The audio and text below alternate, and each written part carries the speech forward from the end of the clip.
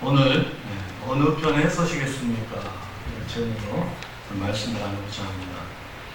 대부분 어린아이가 자라면서 말을 알아듣고 그다음에 말을 할 때쯤 되면 반드시 부모로부터 듣는 질문이 있어요. 그게 혹시 뭔지 감이 오십니까? 역시 엄마가 좋아? 아빠가 좋아? 반드시 물어봅니다. 그럼 요즘 아이들은 이게 영악해요. 아이 눈치가 빨라요. 생존 본능이 아주 강하게 태어나면서부터 발달해가지고 엄마 아빠 똑같이 좋아요 이렇게 이야기를 하거나, 그러면 아빠는 할아버지가 더 좋아요, 할머니가 더 좋아요, 이렇게 반문을 하게 되는 그런 모습을 보게 됩니다. 우리는 살면서 끊임없는 이 편가르기 속에서 어느 편을 선택해야 될지 이거를 강요받으며 살아갑니다. 앞에서는 제가 간단한 예를 들었습니다만, 정치에 관련해서는 두말할 필요도 없이 이게 아주 첨예하지만은 우리가 일상적인 삶을 살아가면서도 고향이 어디입니까? 출신지가 어디입니까? 어느 고등학교를 나왔는가? 어느 대학교를 나왔는가? 이 여자인가 남자인가? 돈이 있는 사람인가 없는 사람인가? 여러 가지 그 상황들 속에서 지연, 혈연, 학연, 빈부, 성별 이거에 따라서 끼리끼리 어울리게 돼요. 그리고 배타적으로 응집을 하죠. 편가르기가 심해지면요, 이게 이제 진영 논리에 빠져버려요. 가지고 어떤 거든지 나하고 같은 의견을 가지면 같은 편이지만 나하고 하나라도 다르면 적으로 가게 돼요. 이게 내 편 아니면 다 적. 이게 심해지게 돼요. 이렇게 편가르기를 하는 이유는 뭐냐? 이해관계 때문에 그래요. 자신의 이익에 부합한다고 하면 내 편이 되고, 그렇지 않으면 적이 되는 것이죠. 우리 그리스도인들도요, 신앙과 양심의 편에 서야 할 것입니다. 그렇지 않으면 내게 유리하거나 내게 이익이 되는 편에 서야 될 것입니다. 선택해야 되는 그런 경우가 있습니다. 오늘 본문에 등장하는 아리마대 사람 요셉은 불이익이 뻔히 예상되는 가운데 담대하게 신앙과 양심의 편에 서게 되는 그런 모습을 우리에게 보여줍니다. 그는 십자가 위에서 죽으신 예수님의 시신을 가져다가 장례를 처음부터 끝까지 그의 손으로 치는 것이죠. 이러한 행동은 목숨 건 용기 있는 행동이었습니다. 예수님 편에 설 것인가? 아니면 출세와 성공을 보장받는 편에 설 것인가? 최소한 보장받지 못한다 할지라도 그것이 유지되는 편에 설 것인가? 아니면 소수가 외치는 진리 편에 설 것인가? 다수가 따르는 거짓의 편에 설 것인가? 힘이 없고 연약한 사람들의 편에 설 것인가? 아니면 갑질이 가능할 정도의 어느 정도 힘을 가지고 있는 그런 사람들 편에 서는 것이 유리한 것인가? 우리는 선택해야 합니다. 이것은요, 이해관계가 따르는 편가르기가 아니라 내 인생의 방향과 가치관을 드러내는 것이기 때문에, 내 인생의 정체성을 드러내는 것이기 때문에 우리는 어느 편에 설 것인가를 결정해야 되는 것이죠. 이 결정 가운데서 중요한 사실이 있습니다. 그것은 바로 이 선택의 기준이 분명해야 된다는 것입니다. 우리가 어떤 선택의 기준을 가지고 이것과 저것만을 선택할 것인가, 그 기준. 바로 그 기준을 명확하게 보여주고 있는 인물이 아리마대 사람 요셉이다라고 하는 것이죠. 이 시간 우리가 하나님의 말씀을 살펴볼 때 지혜의 영이신 성령님 이곳에 임재하시고 우리의 들을 귀를 열어주시고 우리의 마음의 문을 열어주시고 성령의 역사와 임재가 충만한 그런 시간 될 수 있기를 소망합니다. 첫 번째로 그 선택의 기준은 옳은 것을 선택해야 합니다. 옳음을 기준으로 선택해야 된다는 거예요. 예수님이 십자가에 달려 돌아가셨어요. 당시 정치 지도자, 종교 지도자들 하나같이 한통속이 되어서 예수님을 반역자, 하나님을 모독하는 사람으로 누명을 씌워서 처형을 지금 한 상황입니다. 로마 일꾼인도 대부분의 유대 백성들도 예수님을 메시아라고 인정하지 않았어요. 거부했어요. 심지어 예수님의 제자들조차도 예수님이 로마 군병에 잡히고 십자가에 달려 돌아가시니 뿔뿔이 다 흩어져 버리고 막 다 도망가 버렸어요. 지금 이 순간 예수님 편에 서 있는 사람은 지극히 소수, 예수님의 어머니 마리아를 비롯해서 지극히 소수에 불과하지 않아요. 우리가 일상의 삶을 살아가면서요, 주변에 있는 모든 사람들이 어떤 사건에 대해서, 사실에 대해서 이것은 이런 거야 라고 말을 해버리면, 그러면 내가 설령 다른 생각을 가지고 있다 하더라도 그게 아니고 이런 건데 라고 선뜻 말을 하기가 쉽지 않아요. 다수가 이야기하는 것에 따르는, 이걸 동조라고 하죠. 동조하게끔 돼 있어요. 자, 예를 들어서 나를 포함해서 10명이 지금 여기 있다고 할 때 9명이 찬성하는 의견을 내는데 나 혼자 그것은 아닙니다 라고 이렇게 말을 하는 것이 결코 쉬운 일이 아니에요. 대세를 거스른다는 것이 쉬운 일이 아닌 거죠. 주변 환경의 압력을 받아요. 다수에 동조해버리고 마는. 자, 그러나 이 아리마대 사람 요셉은 달랐어요. 모두가 아니라고 도망치는데 심지어 예수님의 수제자라고 할 수 있는 이 베드로마저도 예수님을 외면하고 예수님을 부인하고 예수님을 저주하고 예수님을 떠난 상태인데, 그런데 그는 달랐어요. 당시 최고의 권력자인 이 총독 빌라도에게 가요. 예수님의 사형을 언도한 당사자인 빌라도의 앞에 가는 거예요. 그리고 당돌이 나아가서 예수님의 시체를 요구해요.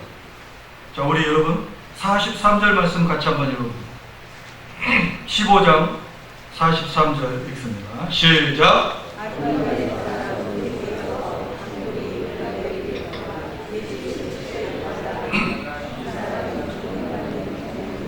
하나님의 나라를 기다리는 자들. 그는 이 빌라도에게 가서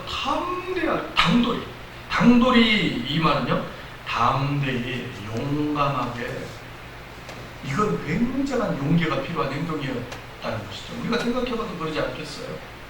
아주 마음을 굳게 먹고 용기를 가지고 빌라도 앞에 가서 시체를 주십시오 이렇게 말을 하거든요. 여러분, 불의와 잘못이 일상이 된 곳에서 옳음의 소리를 내려고 하면, 옳은 행동을 하려고 하면 이런 용기가 반드시 필요해요. 내가 손해볼 용기가 필요해요. 내가 희생할 용기가 필요해요. 내가 친구들로부터 절교를 선언받을 수도 있고 친구가 내 곁을 떠날 수도 있어요. 그것을 감당할 만한 용기가 필요해요. 불이익을 당할 각오를 해야 되는 것이죠. 요셉은 오늘 이 담대한 행동을 통해서 나는 이분이야말로 진정한 메시아라고 믿는다 라고 그의 행동을 통해서 거기에 있는 모든 사람에게 선언을 하고 있는 거예요. 그의 이러한 행동은요, 대단히 위험한 것이었어요. 왜냐하면 그는 부자였기 때문에.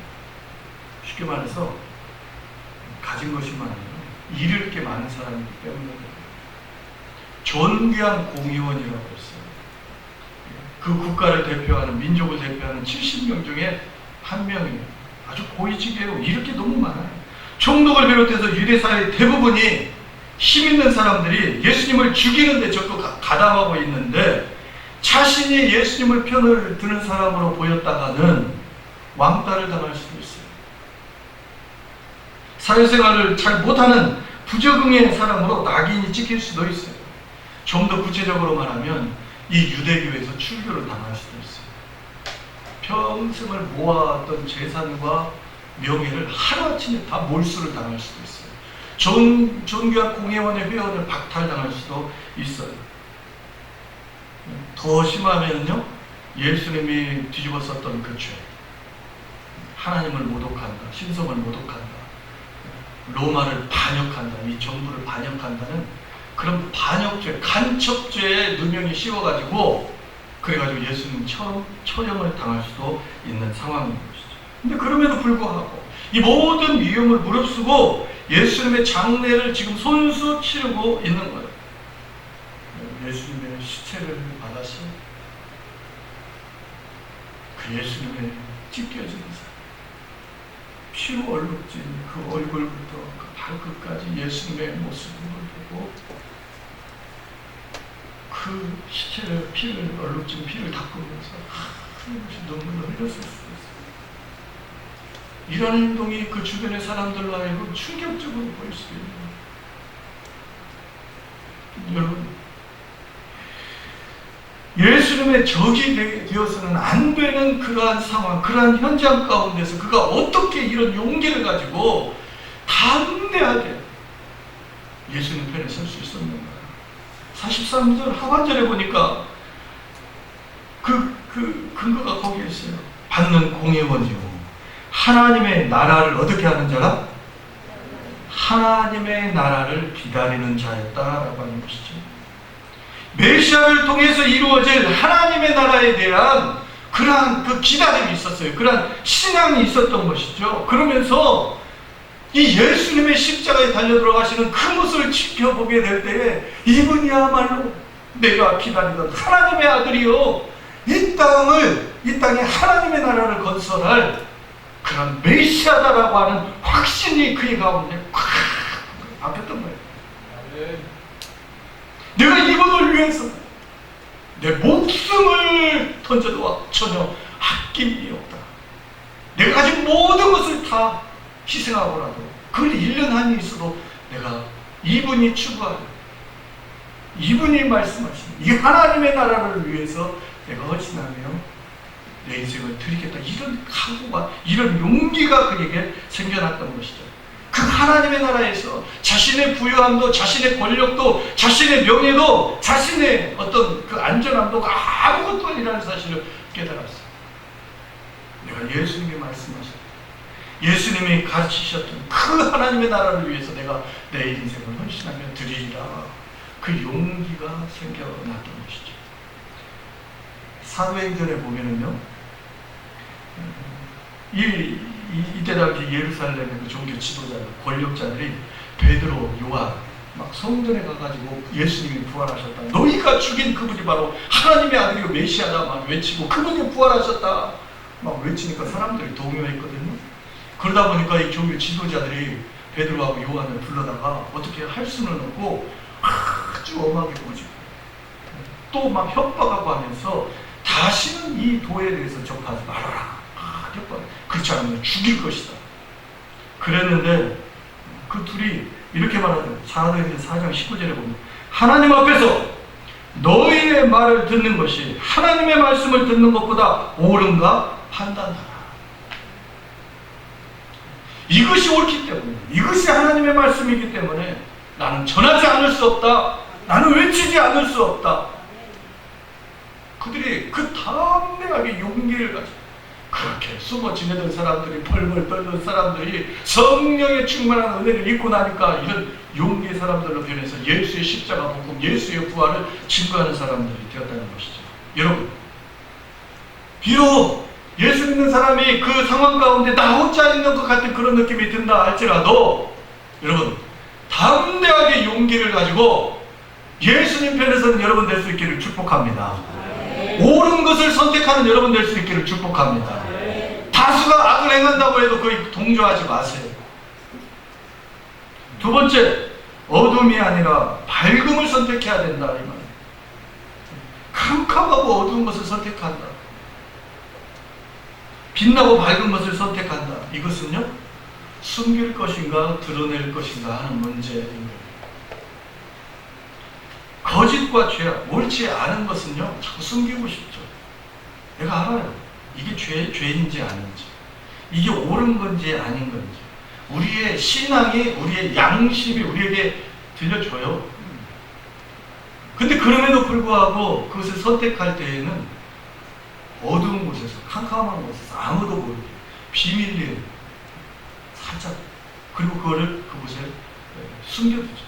절대 드러낼 수가 없어요. 잘못이니까, 죄악이니까 드러낼 수가 없는 거예요. 여러분, 이단에 빠진 사람들 보면 자기 정체성을 숨기죠? 참 잘했어요.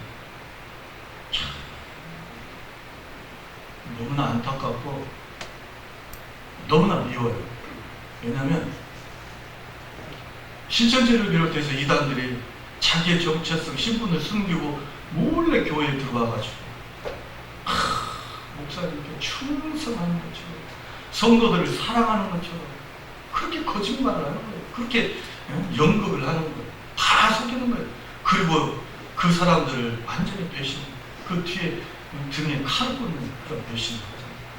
전혀 맞지도 않는 성경 그 구절을 갖다가 자기 나름대로 다 해석을 해요. 순전 엉터리예요. 이거 완전 사기예요. 그러니까 우리가 이것을 잘 모르면 성경에 나와 있는 그 사람들이 다 성경을 가지고 얘기하니까 성경이 이렇게 쓰여있네, 이렇게 쓰여있네 하면서 그렇게 따라가다가는 사기에 넘어가는 거예요. 얼마나 이 사기꾼들이 말이 좋습니까? 다 이단들이 다 그래요. 성경을 가지고 얘기하지만 그것은 전문가가 볼 때, 성경을 아는 사람이 볼 때에는 그게 다 거짓말이에요. 근데 이제 비전문가들, 우리 성도들, 순수한 믿음의 사람들, 그냥 성경이 나와 있으니까 그냥 그런가 보다 하고 그게 따라가다가 그냥 거기에 세뇌 당해버립니다. 이 사람들은 사람을 속이는 거예요. 잘못된 것이죠. 거기에 따라가면 가정이 파탄돼요. 인격이 말살돼요. 그게 교주의 노예가 됩니다. 진리를 알았으면, 예? 지금까지 교회에서 들어보지 못한 말씀을 들었고 거기에 가가지고 자기 진리를 깨달은 거예요. 그러면 자유함이 있고 기쁨이 있고 은혜가 넘쳐야 되는데 아니에요. 이단에 빠진 사람들 처음에는 그렇게 생각해요.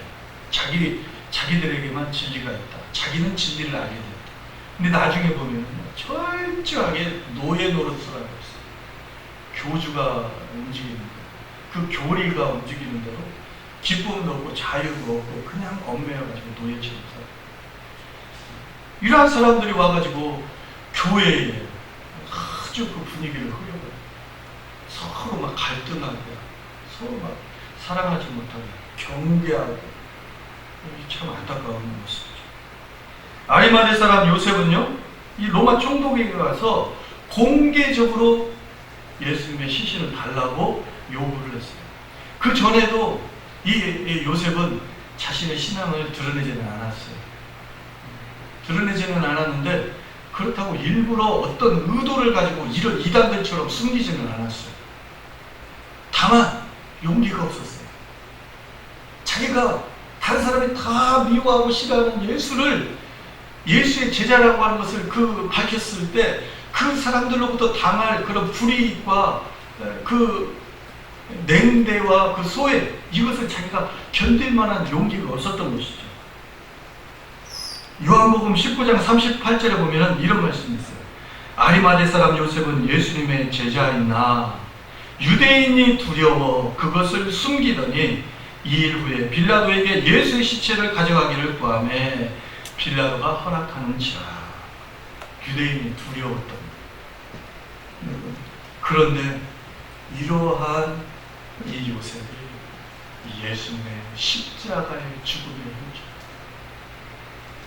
아무런 저항이나 아무런 그 미워함이나 반항 없이 그저 하나님의 뜻에 순종하면서 세상의 모든 죄를 지고 말없이 죽어가는 하나님의 어린 양으로서의 그 예수님의 십자가의 피 흘리심과 죽으심을 그가 목격하면서 그의 마음 가운데 하나님의 나라에 대한 그 소망, 이분이야말로 진정한 예수 그리스도시며 내가 이분을 위해서 살아야 된다라고 하는 그런 강한 확신과 은혜가 그냥 물밀듯 밀려왔을 때 그가 자신의 그 정체성, 내가 그리스도이며 내가 예수 믿는 사람이요 라고 하는 것을 드러내고 밝히지 않을 수가 없었던 거예요.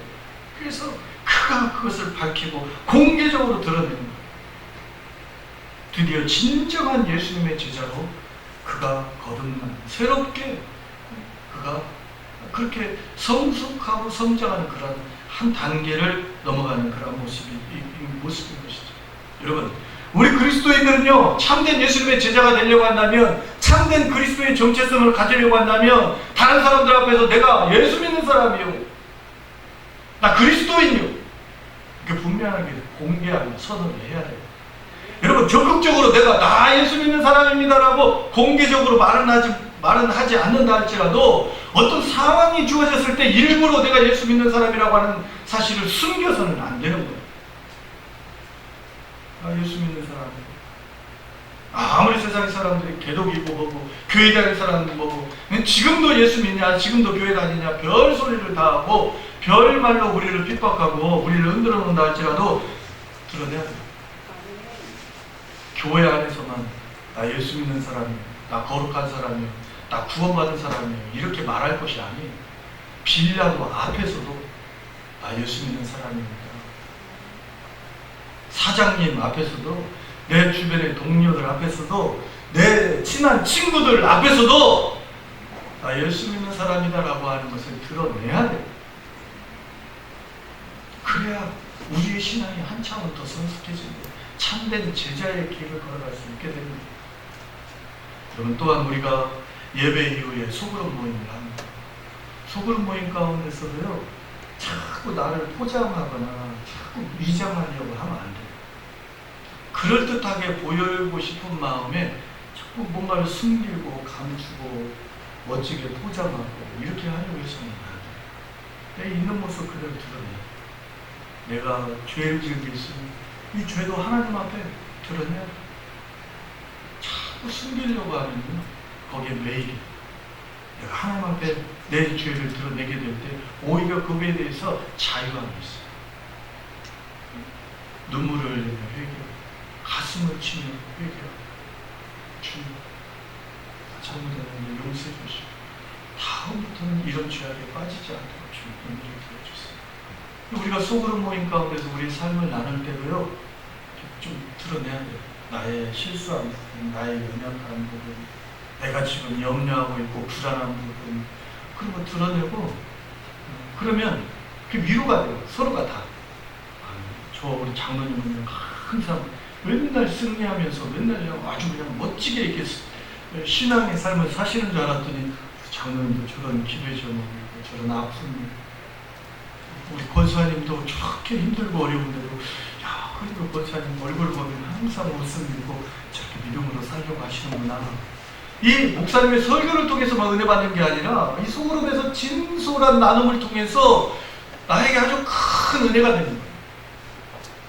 저 사람 나도 지금 숨긴 죄악이 있는데 내가 지금 잘못하고 있는데 저 사람 저렇게 솔직하게 고백하면서 기도해달라고 저렇게 하는구나. 야, 그래, 용기 있다, 뭔가 해결책이 있다. 나도 그에 동참하면서 내 신앙에 한 차원 더 성숙해야죠. 자꾸 숨기려고 하지 마세요. 위장하거나 포장하려고 하지 마세요. 드러내는 거예요. 자꾸 숨기려고 하는 것들은 뭐냐면 이게 잘못된 거거든요. 죄와 관련된 거거든요. 부끄러운, 자랑할 수 없는 것, 그런 거 빨리 그런 걸 했다면 빨리 그 돌이켜. 빨리 돌이키고 밝은 것을 자랑할 만한 것을 선택하고 믿음의 길을 선택해야 되는 것입니다. 마지막으로 세 번째는 자기의 이익이 아니라 헌신을 기준으로 해서 선택해야 된다. 46절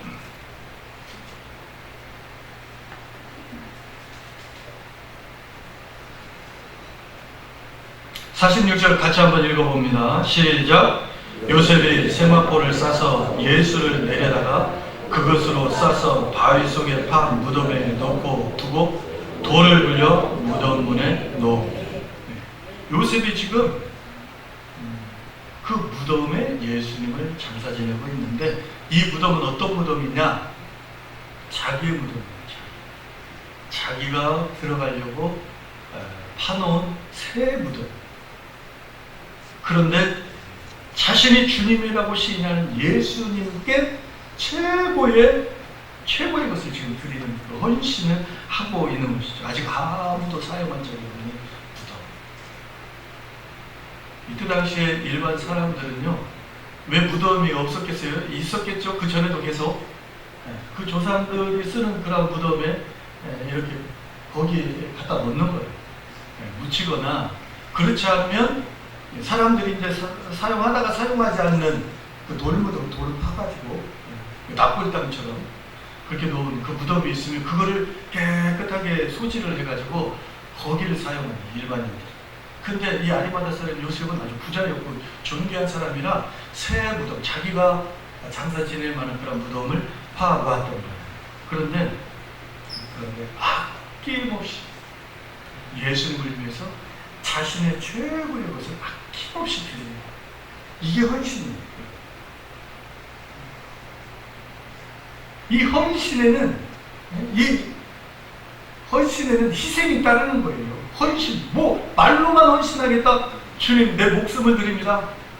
내가 순교하겠습니다. 내 생명 드립니다.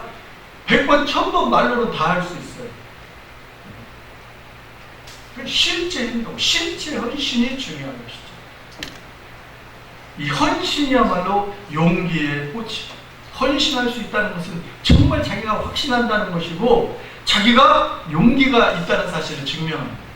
여러분, 예수님의 제자들을 한번 보십시다. 예수님이 내가 죽을 것이고 잡힐 것이고 죽을 것이고 죽은 지 3일 만에 부활할 것을, 다시 살아날 것을 말씀하시잖아요. 베드로를 비롯해서 예수님의 제자들이 뭐라고 얘기해요? 다른 사람들이 다 예수님을 부인하고 도망가고 예수님 편에 서지 않는다 할지라도 우리는 예수님과 함께 하겠습니다. 아주 그냥 호언장담을 하지 않았어요? 말은 했는데 그들에게 결정적인 순간에 무엇이 없었어요? 헌신이 없었어요. 헌신. 결정적인 순간에 자기가 그렇게 중요하다고 생각하는 거예요. 자기가 이것은 정말 필요하다고 생각하는 거예요. 그것을 드리는 것이 헌신이에요. 말로는 우리가 다 할 수 있지만 헌신이 필요한 것이죠. 여러분, 우리의 시간, 우리의 물질, 우리의 재능, 이것을 예수님 편에 설 수 있도록 헌신해요. 아낌없이 주님께 그 귀함을 드릴 줄 아는 믿음, 그것이 헌신이에요. 그것을 드리는 것이 헌신이에요.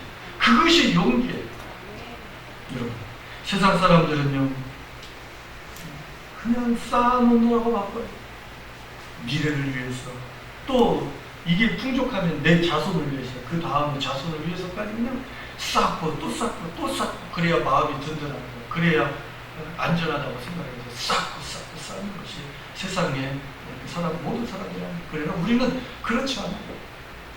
우리는 하나님을 위해서 기꺼이 헌신을 선택하는 것, 그것이 지혜이고 그것이 용기이고 그것이 믿음의 선한 행동입니다. 여러분, 아리마대 사람 요셉이 자신을 위해서 파놓은 무덤, 거기에 자기가 묻혔다고 한번 생각해 보세요. 그 무덤은 그냥 무덤이에요. 누가 아리마대 사람의 그 죽음에 대해서 기억해주고 누가 생각해줄 거예요? 그런데 이게 주님 앞에 드려졌을 때 바로 그것은 인류 구원을 위해 이 땅에 오신 예수 그리스도가 부활하신 역사적인 현장이 되고 만 거예요. 얼마나 영광스러운 것이 되었나. 그저 평범한 하나의 돌무덤이 예수 그리스도가 부활하신 역사의 현장이 되는 영광스러운 걸로 바뀌게 됩니다. 여러분, 우리가 가지고 우리가 사용하고 그러면 그냥 그걸 끝나는 거예요. 그러나 이것이 주님 앞에 드려질 때 이 놀라운 영광스러운 그 열매, 영광스러운 능력이 그걸 통해 나타나는 거예요. 오병이의 기적도 보십시오. 자기 혼자 먹고 끝나는 거예요. 그럼 주님 앞에 드려질 때 하나님께서 그걸 놀랍게 역사해 주시는 그런 모습을 봅니다. 여러분, 우리의 관심사가 하나님이 어느 편에 서 있냐가 아니라 내가 어느 편에 서 있는가, 이것이 우리의 관심사가 되었으면 좋겠어요. 여러분은 지금 어느 편에 서 있습니까? 하나님을 내 편으로 끌어들이려고 하지 말고 여러분이 하나님 편에 서시는 은혜가 있기를 축복합니다. 오늘 말씀처럼 항상 진리와 생명 되시는 예수님 편에 서시, 밝은 것을 선택하시오. 이기게 되는 것보다 헌신을 선택하시고 한 번밖에 없는 인생 주님 앞에 붙들려서 위대하게 복되게 영광스럽게 쓰임받는 여러분 될 수 있기를 주님의 이름으로 축복합니다. 기도하십시다.